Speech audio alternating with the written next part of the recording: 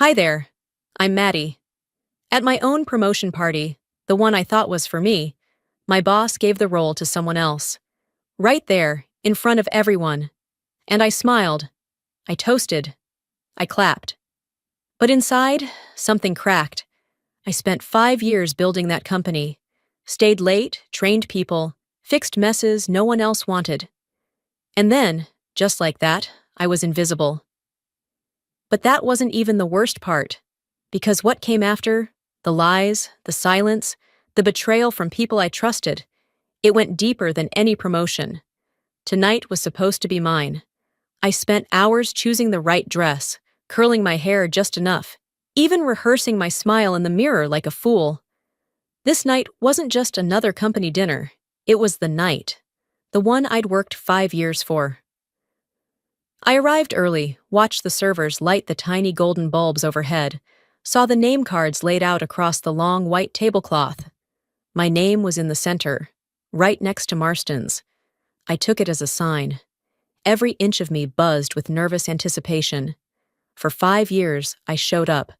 I cleaned up messes that didn't belong to me, stayed late without being asked, helped new hires feel like they belonged, even when I didn't feel that way myself. I played the long game. I waited my turn. Marston had said it more than once. "You're next, Maddie. I see everything you do." So I believed him. The room filled quickly. Chatter, laughter, the occasional pop of champagne corks. Everyone was in high spirits. Why wouldn't they be? Sales were up, bonuses were on the table, and tonight someone was about to be named our new senior manager. Everyone knew it. I felt it. Marston stood at the head of the table, glass of wine in one hand, his signature smug grin in place.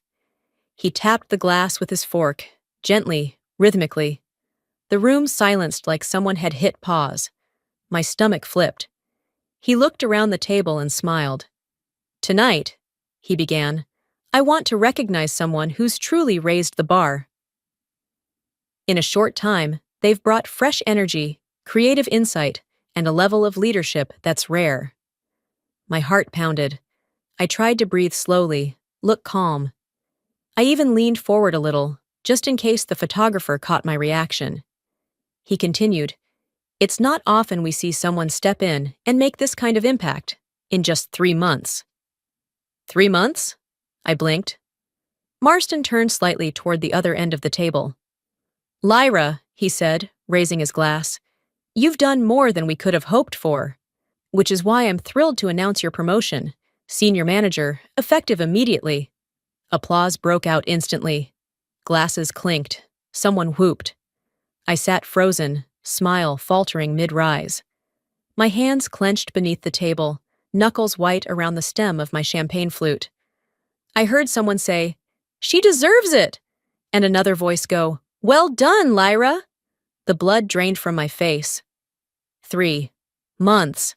I'd built half the systems this company still used. I'd rewritten training manuals, recovered client accounts on the brink of collapse, mentored Lyra for God's sake.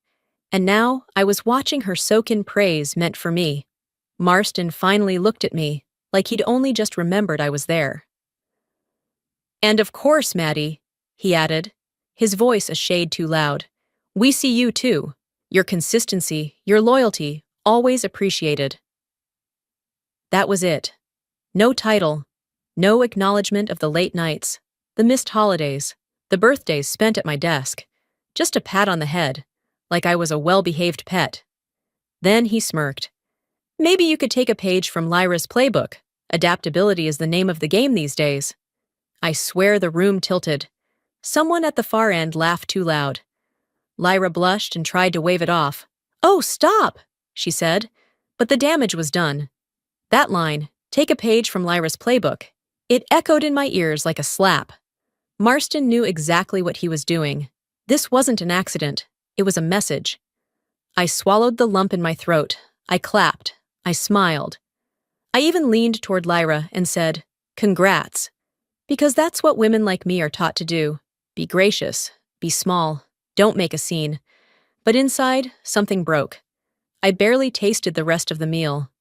I smiled and nodded through conversations I wasn't part of. I laughed at jokes I didn't hear. My body was present, but I was somewhere else, replaying every meeting where Marston had praised me, every time he'd said, "Just hang in there a little longer." Liar. I thought about the email I'd drafted weeks ago, back when I first felt something shift. I hadn't sent it, just saved it in drafts. Just in case, I told myself. But maybe I'd known. After dessert, I slipped out early, unnoticed. The air outside was cool and sharp. It felt like freedom. I stood on the curb for a long minute, phone in hand. I opened my inbox. Found the draft. Subject, resignation, effective immediately. I hovered my finger over send. I wanted to push it. I wanted to walk away. But I didn't. Not yet. I don't know why I stopped myself. Maybe it was hope, some stupid, stubborn part of me, thinking this might all still be a misunderstanding. Or maybe I wasn't ready to burn it all down. Not yet. I barely slept. My pillow still smelled like the hairspray I used for the party, as if it hadn't fully accepted the night was over. I got dressed in silence, skipped breakfast, and walked into the office before most of the lights were on. It felt like walking into someone else's life, familiar, but wrong in ways I couldn't explain. The front desk girl greeted me with her usual fake cheer. "Morning, Maddie. You're early." I managed a smile, tight and clipped. I made my way past rows of empty cubicles, past the break room still humming from the overnight fridge. My desk was exactly the same, as if the night before hadn't happened, but everything inside me felt cracked, off balance. I sat down, opened my laptop, and stared at my inbox like it might give me a reason not to leave. Maybe I had overreacted. Maybe I was tired. Maybe Marston just made a poor decision. People mess up. My dad used to say that when Mom caught him lying. "It was just a bad call, babe. I'm only human." Somehow, that never made it okay, did it? At 9 sharp, our team gathered for the Friday sync. Marston strolled in 5 minutes late, coffee in hand, like he owned the air around him. The way people laughed at his dry jokes made my stomach twist. "Let's keep this short," he said, settling in at the head of the table. "I know we're all riding high off last night."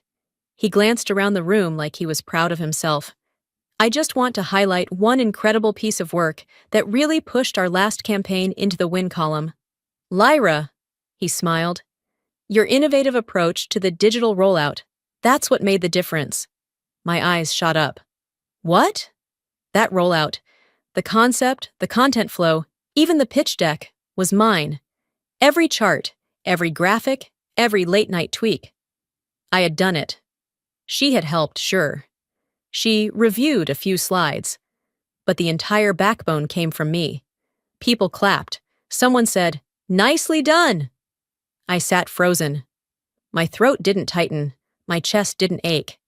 Instead, I felt a strange hollowness, like my body was there, but I had quietly stepped out of it.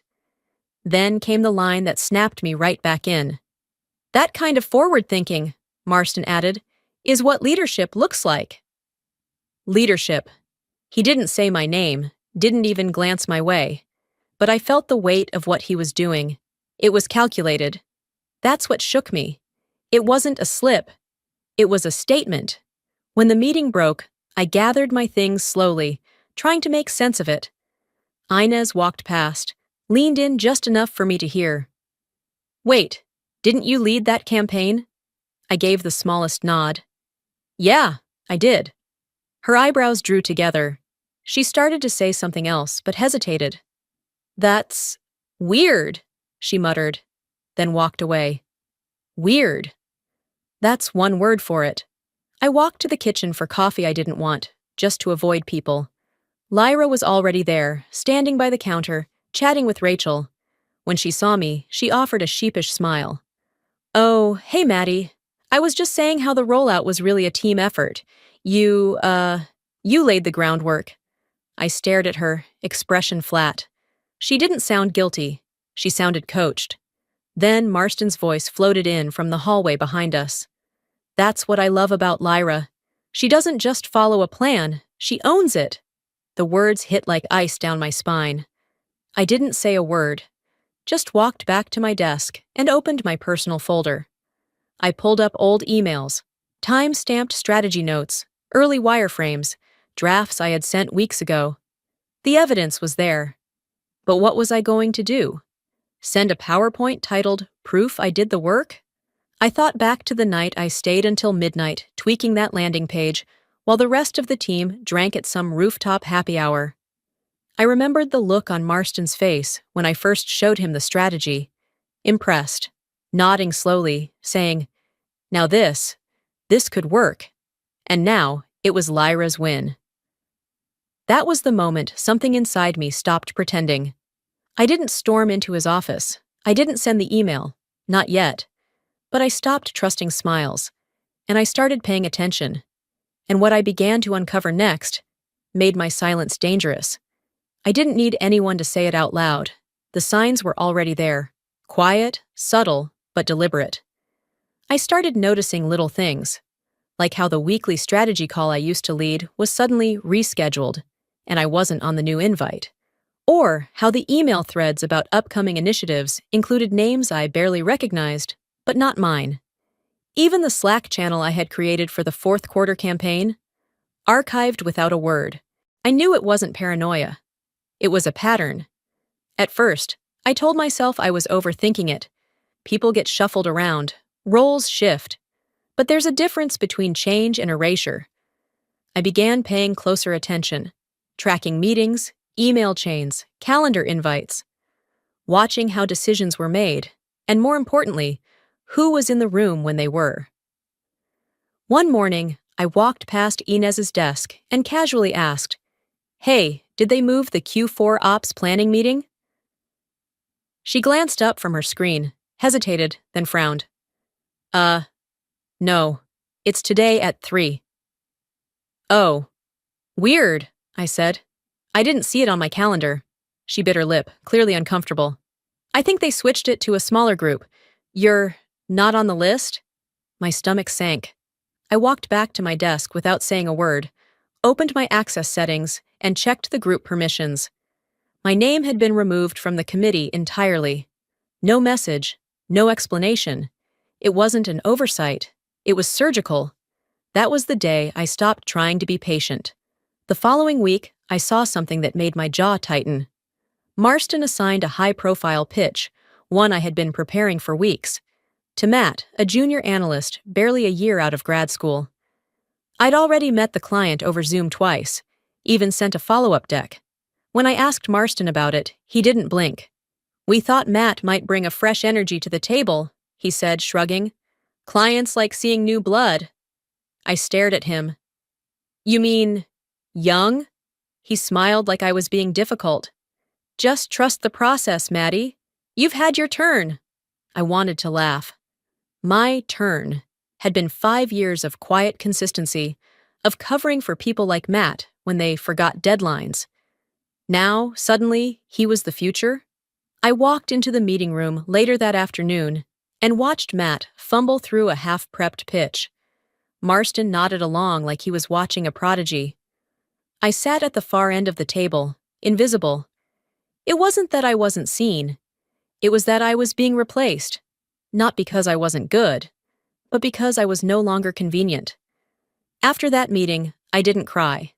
I didn't storm out. I just went back to my desk and began collecting things. Emails, time-stamped project documents, screenshots of team chats. I opened a private folder on my desktop and labeled it, "If Needed," and then I copied it to an external drive.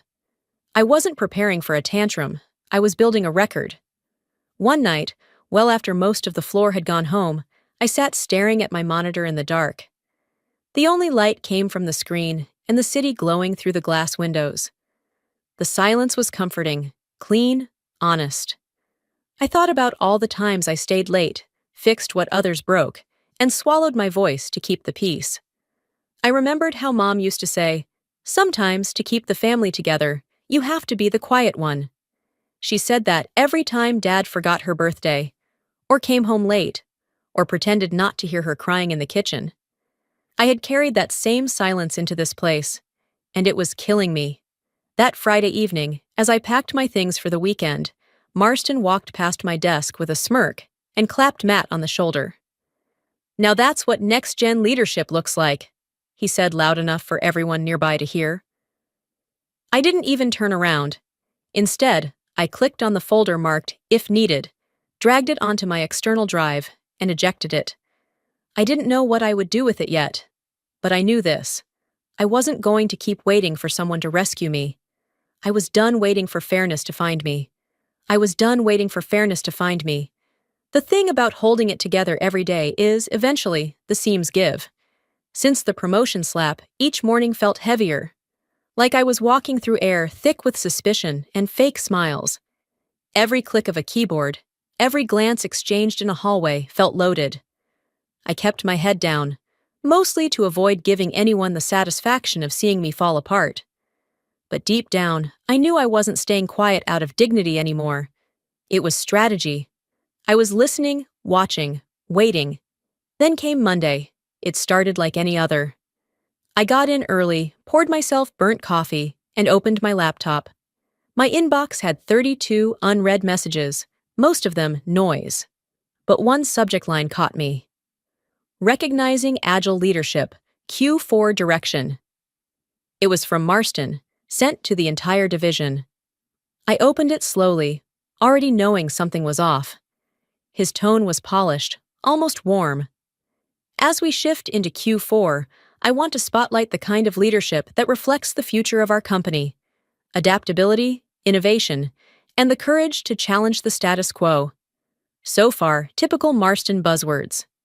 Then came the real punch. Lyra has consistently exemplified these values. Her ability to pivot, execute, and lead with a modern lens has driven results worth emulating. In contrast, we must be mindful that clinging to rigid systems often stifles growth and ultimately becomes a barrier to progress. My name wasn't in it, but I might as well have been printed in bold. The message was clear. Old methods, old voices, like mine, no longer mattered. And Lyra? She was the future, all packaged in a perfectly professional email with just enough deniability to be called harmless. I stared at the screen, heart pounding not from surprise, but from the sick familiarity of it. It reminded me of how my brother used to tell our mom I was overreacting every time he went through my stuff. How he'd smile and say, "I was just organizing, chill," and somehow I'd end up being the problem. This was no different. I didn't reply. I didn't forward it to HR or scream into the void. I just sat there and let it burn. I scrolled through the comments piling up under the message, "Well deserved, Lyra," and "We're lucky to have her," followed by a handful of emojis. And still, not one person asked the question screaming inside me. Where was I in all of this? Inez passed by my desk about an hour later. She leaned in without looking directly at me and whispered, "You okay?" I nodded, barely. Then came a ping. A private message from Chelsea on the marketing team. That email was cold. Just wanted to say I noticed. It was the smallest thing, but it mattered. That someone else saw it. That I wasn't completely insane. Still, the air around me felt like glass. Fragile, sharp, ready to shatter. Around lunch, I slipped away to the restroom and locked myself in the last stall. The noise of the office faded behind the bathroom's sterile silence. My hands rested on my thighs. Still, heavy. I didn't cry. I hadn't in weeks. I think I forgot how. Instead, I seethed. I gave this place the best years of my life, I thought. I canceled vacations, missed birthdays, let relationships fall apart. All because I believed loyalty mattered. And what did they give me? A footnote in someone else's highlight reel. I leaned my head back against the cold wall and whispered, "Not anymore." That evening, as I was packing up, I saw Marston walking out of the conference room. Alone. I didn't plan it. I just moved. Like my feet had already decided for me. "Got a minute?" I asked. He looked surprised but smiled. "For you?" "Always." We stepped into the hallway near the glass doors. I kept my voice calm, measured. I read your email. Yeah? He gave that salesman grin. Just trying to show appreciation where it's due. That's what leaders do. I nodded. Appreciation's great, but you might want to be careful about the shade you throw in the process. His brow twitched.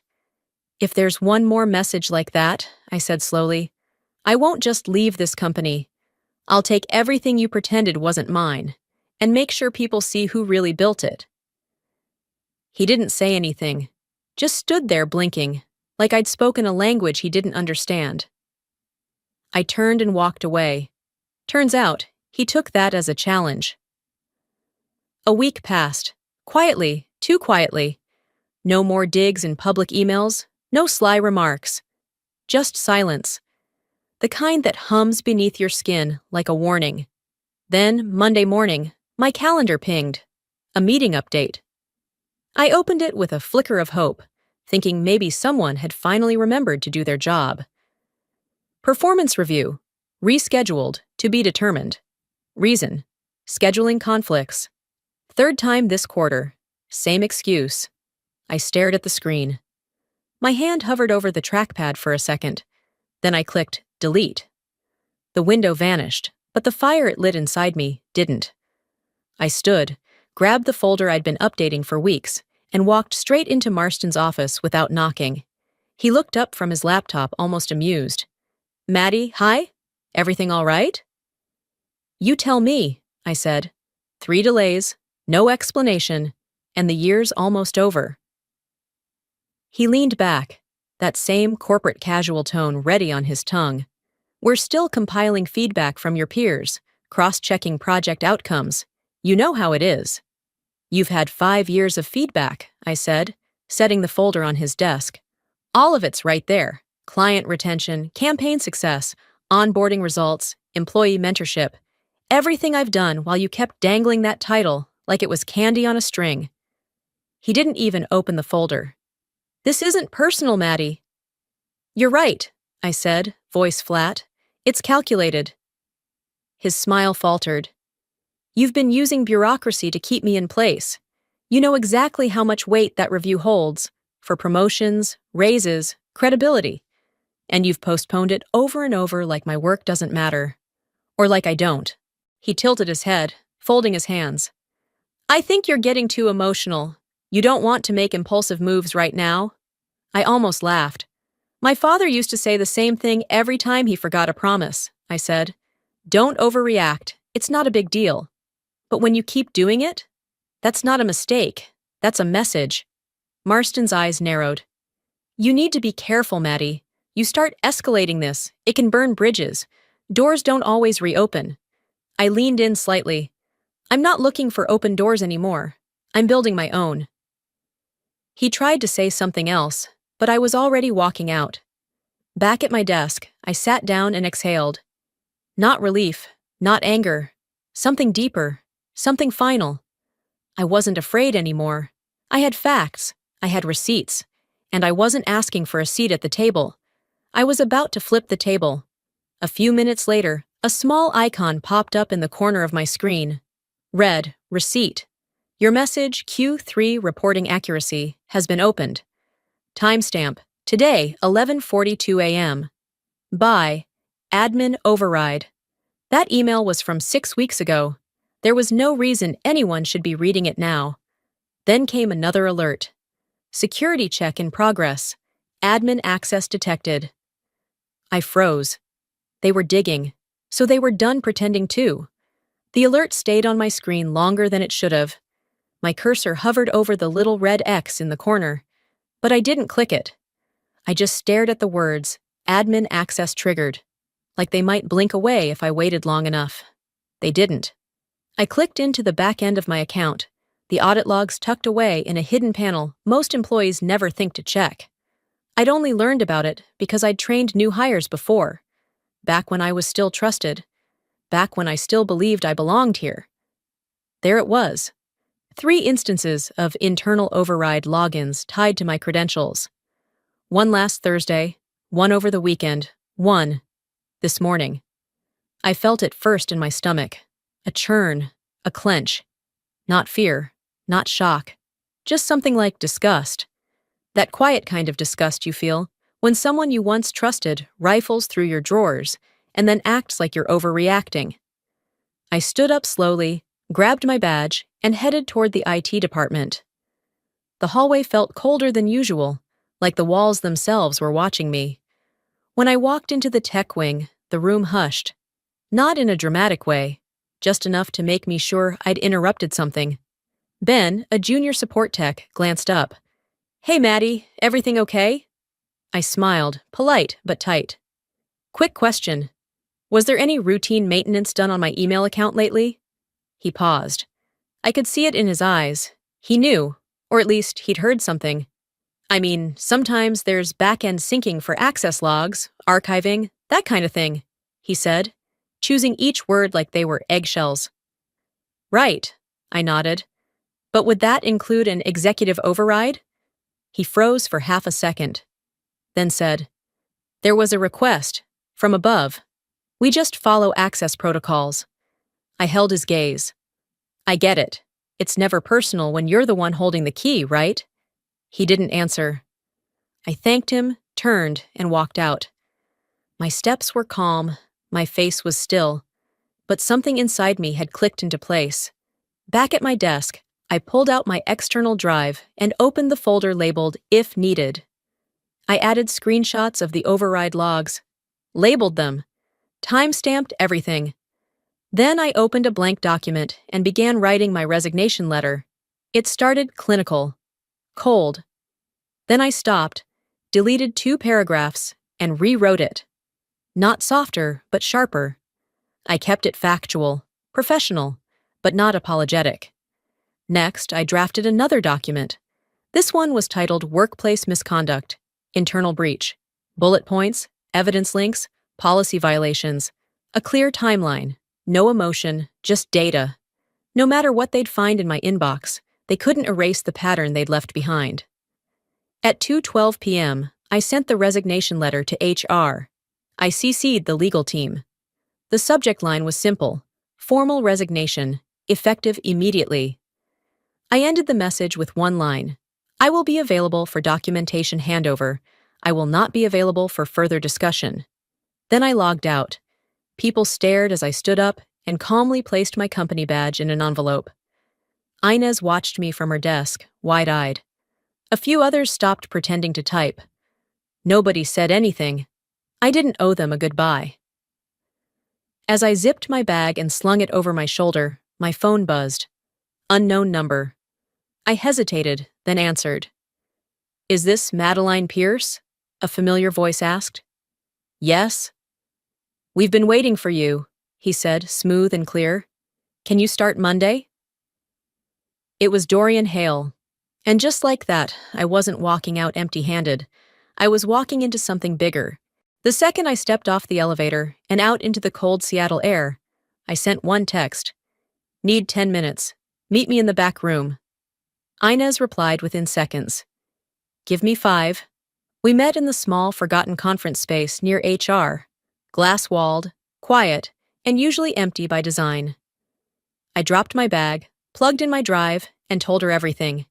The admin overrides, the deleted meetings, the surveillance, and the call. "Dorian Hale?" she whispered, brows lifted. "The Dorian Hale?" I nodded. "He's already offered. I start Monday." Inez didn't smile. Instead, she exhaled through her nose and said what only real allies say. "Good. But before you go, you need to see this." She pulled up her own laptop and opened a file she'd been quietly collecting. "I've been digging," she said. "Something's always felt off about Lyra's file." She clicked into the HR system and pointed. "Look, no application timestamp, no interview notes, no internal referrals. It's blank until this." A system log appeared on the screen. Manual insert. Executed by admin, sat exec override. August 2nd, 2023. I blinked. That's 2 days before Lyra started. Then she said it. "Her last name used to be Ryland." I froze. Inez nodded. Marston's ex-wife's maiden name. It hit like a punch I should have seen coming. The sudden rise, the rehearsed humility, the constant praise. Of course. That's why she got it all handed to her, I said slowly. It was never about her being good. It was about him protecting bloodlines. Inez's eyes met mine. And hiding it like a coward. I stood there for a moment, letting the truth settle into my bones. Then I opened my laptop and began typing. I titled the document, Leadership Ethics and Internal Conflicts of Interest. I attached the admin log screenshots, the HR anomalies, the chain of performance reviews skipped, and my own resignation letter. The timeline comparison was brutal. 5 years of documented wins versus 3 months of executive favoritism. By noon, I sent the memo directly to the board. Then I did one more thing. I requested a farewell Zoom. Told HR I wanted to thank the team, end things on a positive note. They approved it without question. At 4 p.m., faces filled the screen, 50, maybe more. Marston joined 5 minutes in, smiling like he hadn't tried to erase me from the company entirely. I cleared my throat and spoke calmly. Thank you, everyone, for the memories, for the growth, for the laughter, and for the silence. Because it was in that silence that I learned the loudest truths. The chat paused. I won't name names, I don't need to, but I want to leave you all with something useful, something about power, and how it never looks like power when it's dressed as a compliment. Someone unmuted and whispered, "Oh, wow." I smiled. If you ever feel like your voice is too small to matter, remember this. The ones who silence you are always the ones most afraid of being heard. Then I clicked End Call. 2 minutes later, Inez messaged me. The board just went into an emergency session. Marston's face looks like he saw a ghost. I powered down my laptop. I didn't want to see what came next. Not yet. For now, I stepped outside, let the wind hit my face, and allowed myself, for the first time in years, to breathe. That night, I slept for 9 hours straight. For the first time in years. There was no tossing, no staring at the ceiling while replaying conversations, no anger tucked beneath my ribs, keeping my breath shallow. I just rested. And when morning came, I opened my eyes to golden light spilling across the hardwood floors of my new apartment. My body felt different, like it belonged to me again. 2 weeks had passed since I walked out of that glass tower with nothing but a flash drive and my spine intact. And today, I walked into something better. Carter and Associates wasn't flashy. It was sharp, lean, built by people who still believed in doing good work for the right reasons. The office smelled like clean wood and ambition. Dorian met me near the elevator, hands in his pockets, smile relaxed. "You made it," he said. "I told you I would." He nodded once. "Let's get started." We were in his office later that morning, going over project histories and upcoming initiatives, when he leaned back in his chair and said casually, "You know, I actually sent you an offer 6 months ago." I looked up. "What?" He shrugged. "Through your work email. Never heard back. Figured maybe you weren't ready." My pulse quickened. "You sent it where?" "Your old company account." I froze. That was around the same time things started getting quiet. When meetings went missing, when Lyra suddenly bloomed. "Can you forward me that original message?" I asked. "I just want to check something." Dorian did. I opened my personal backup logs, found the audit trail for that date, and there it was. Message received. Deleted by admin override. No forwarding rule set. I stared at the screen. They hadn't just passed me over. They actively blocked my exit, tried to trap me, keep me small, invisible, like I owed them something. I didn't say a word to Dorian. I just smiled and said, "Thanks." That week, it started. First, a call from Dawson and Company. "Maddie, we heard you moved. Can we talk?" Then, a message from Graybridge Capital. "You're at Carter now? Our account's up for review." By Friday, 3 of the largest clients I'd brought in over the years had reached out. None of them needed convincing. They weren't loyal to a company. They were loyal to people. People who did the work. People like me. I didn't gloat. I didn't post a single thing online. But I did open a blank draft to Marston. I typed, "I know about the blocked offer. I know about the files. I know about everything. You underestimated the wrong person." Then I stared at it and deleted it. He knew. That was enough. Late that afternoon, I stepped out onto the rooftop terrace. Seattle's skyline stretched in every direction, painted in deep autumn gold. The wind tangled in my hair, and I closed my eyes, not to escape, but to feel fully present. My phone buzzed. Inez.